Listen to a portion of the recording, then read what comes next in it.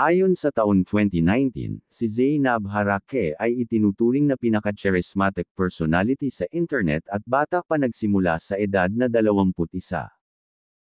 Siya ay lumitaw bilang isang nangungunang figure sa tanawin ng Pilipino digital, na nakakaakit ng mga madla sa kanyang nakakaakit na nilalaman at tunay na pagkatao.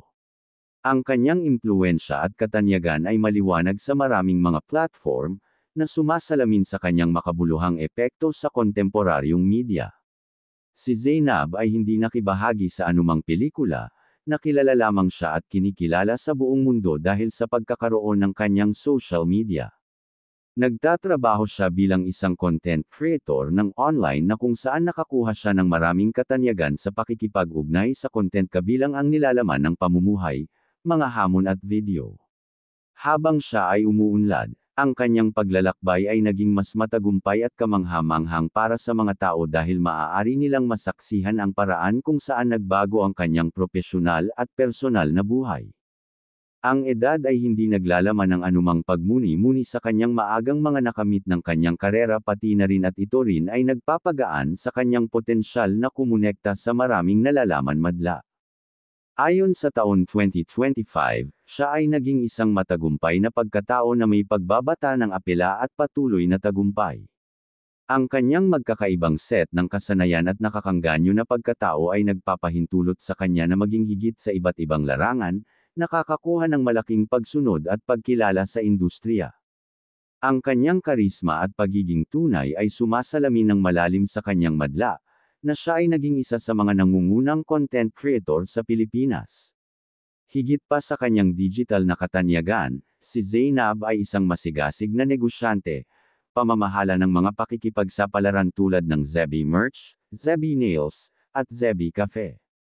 Ang kanyang kakayahang kumonekta sa mga tagahanga at pag-iba-ibahin ang kanyang mga proyekto ay nagtatampok sa kanyang kahanga-hangang trajectory sa karera. Noong 2024, ipinakita naman niya ang kanyang bagong bahay kasama ang kanyang partner na si Bobby Ray Parks Jr. Ipinakita ng dalawa ang iba't ibang mga bahagi ng kanilang bahay kasama ang sala, kainan, silid-tulugan, veranda, at hardin. Inihayag ni Zainab na ang mga decorations ay ginawa ng event stylist ng Miss Universe Philippines. Nabanggit din ni Zainab na ang bahay ay ganap na nilagyan ng mga tampok tulad ng isang elevator, generator, CCTV, at isang sistema ng pagsasala ng tubig. Ipinakita din niya ang kanyang bagong bilang Lexus LM luxury van para sa kanyang anak na si Bia. Matapos ang paglabas ng kotse, dinala ito ni Zainab sa Tycoon Power Cars para sa film na proteksyon ng pintura at ceramic coating. Ang LM350H 7-seater hybrid electric ay nagsisimula mula sa 7.5 million pesos, at ang LM350H 4-seater hybrid electric ay may presyo ng 11.8 million pesos ayon sa website ng Tatak. Bukod sa kanyang bagong Lexus, si Zainab ay may dalawang iba pang mga kotse na nakapark sa kanyang garahe. Noong 2022, binili ni Zainab ang isang Ram Rebel 1500 pickup truck na napresyo sa paligid ng 5 million pesos para sa kanyang 6 na taong gulang noon na anak na si Lucas. May-ari din siya ng isang black Toyota Alphard na nakuha niya noong 2021.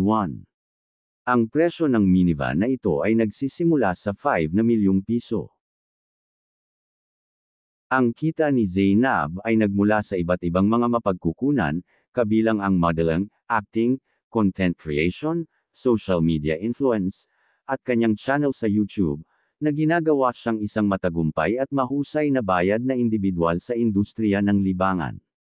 Bilang isang social media influencer, malamang na kumita siya ng kita sa pamamagitan ng mga nakasponsor na post, pakikipagtulungan, at pag-endorso ng Tatak. Ang isa sa mga pinakadakilang nagawa ng buhay ni Zainab ay ang pagkakakilanlan niya sa social media bilang isang YouTuber, na pinalakas din ang kanyang pinansyal na paninindigan na ayon sa ibang website ang kanyang kinikita sa YouTube monthly ay tinatayang nasa pagitan ng 450,000 piso hanggang 8 million pesos. Ang kanyang kinikita naman annually ay nasa pagitan ng $400,000, o 22 million pesos hanggang $700,000 o 40 million pesos.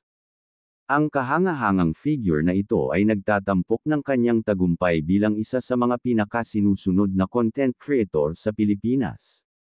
Ang kanyang kayamanan ay pangunahing may ugnay sa kanyang kakayahang pag-iba-ibahin ang mga daloy ng kita at may taguyod ang kanyang sarili bilang isang kilalang figure sa iba't ibang mga platform. Habang ang eksaktong figure ay nagbabago depende sa iba't ibang mga mapagkukunan, ang kanyang pare-pareho na pakikipag-ugnayan sa mga tagahanga, negosyante na pakikipagsapalaran, at mga pag-endorso ng tatak ay matiyak na ang kanyang paglago sa pananalapi ay nananatiling matatag.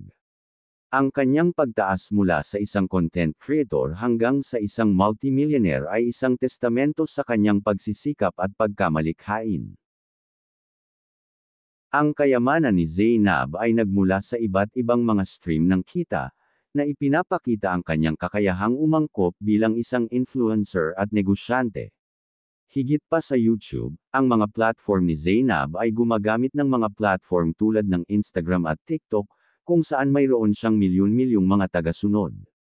Ang mga nakasponsor na post at kaakibat na marketing sa mga platform na ito ay malaki ang naiambag sa kanyang net worth. Gayunpaman, mahalagang tandaan na ang mga ito ay mga pagtatansya, at ang aktwal na kita ay maaaring mag-iba depende sa maraming mga kadahilanan, kabilang ang mga views ng video, kita ng ad, at iba pang mga pamamaraan ng monetization. Ang kanyang asawang si Bobby Ray Parks Jr. ay nag-aambag na ngayon sa yaman ni Zainab. Si Bobby Ray Barbosa Parks Jr. ay isang Filipino-American professional basketball player para sa Osaka Evisa ng Japanese B-League. Ipinanganak siya sa Parañaque, Metro Manila kay Bobby Parks Sr. at Marifer Celine Barbosa. Ang kanyang ama ay naglalaro ng basketball sa Pilipinas. Naghiwalay ang kanyang tatay at ang kanyang ina. Ang kanyang ina ay lumipat sa Los Angeles noong 2003, habang ang kanyang ama ay umalis sa Memphis, Tennessee, noong 2005. Si Ray at ang kanyang nakababatang kapatid na babae ay nanatili sa Pilipinas hanggang 2006, nang ang kanyang kapatid na babae ay nakatira kasama ang kanilang ina, habang siya ay nakatira kasama ang kanyang ama at ang kanyang stepfamily na Pilipino din.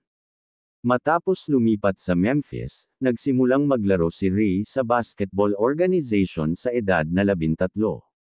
Bilang isang freshman at sophomore, nag-aral siya sa St. George's Independent School sa Collierville, Tennessee, kung saan siya ay pinangalan ng Tennessee's Division II AG Basketball bilang pribadong manlalaro ng paaralan ng state noong 2009. Lumipat siya sa Melrose High School sa panahon ng 2009, at tinulungan ang kanyang koponan na manalo ng isang AAA State Championship. Noong November 2010, nakatuon siya sa Georgia Tech bilang number 31 ranked shooting guard in the class of 2011, ngunit kalaunan ay na-decommitted at sinundan ng kanyang ama pabalik sa Pilipinas. Noong 2015, siya ay nagpatuloy na maging unang manlalaro na ipinanganak ng Pilipino sa NBA. Siya ay automatikong karapat-dapat para sa 2015 NBA Draft bilang isang international player noon edad 22 sa panahon ng calendar year of the draft. Noong June 2015, bago ang 2015 NBA Draft, inanyayahan siya na magtrabaho para sa Utah Jazz, Brooklyn Nets, Dallas Mavericks, Atlanta Hawks at Boston Celtics. Si Ray ay nakatanggap ng isang paanyaya mula sa Dallas Mavericks upang maglaro para sa kanilang Summer League team. Sa 6 na laro para sa Dallas, nag-average siya ng 3.0 puntos at 1.7 rebound bawat laro, ang naging unang manlalaro na ipinanganak na Pilipino na naglaro sa Summer League. Habang ang eksaktong mga detalye ng net worth ni Ray Parks ay hindi magagamit sa publiko, tinansya na kumikita siya ng isang makabuluhang kita mula sa kanyang karera sa basketball, kasama na ang kanyang sweldo sa B-League at potensyal na pag-endorso ng Japan. Kamakailan lamang ay pinalawak niya ang kanyang kontrata sa Osaka Evisa sa panahon ng 2025 to 2026. Ang ilang mga online na mapagkukunan ay nagmumungkahi na maaaring kumikita siya sa paligid ng 4.5 million pesos per basketball season, hindi pa kasama ang mga potensyal na deal sa pag-endorso. Bilang isang batang influencer, si Zainab ay nagsisilbing isang modelo ng papel para sa mga kabataan ng Pilipino, na nagpapakita kung paano ang pagiging tunay at pagsisikap ay maaaring humantong sa tagumpay. Ang kanyang paglalakbay ay nagbibigay inspirasyon sa marami upang ituloy ang kanilang mga hilig at yakapin ang kanilang natatanging pagkakakilanlan. Sa pamamagitan ng kanyang trabaho, siya ay naging isang inspirasyon sa marami, na nagpapatunay na ang pagsisikap, dedikasyon, at pagnanasa ay maaaring humantong sa tagumpay sa iba't ibang lugar.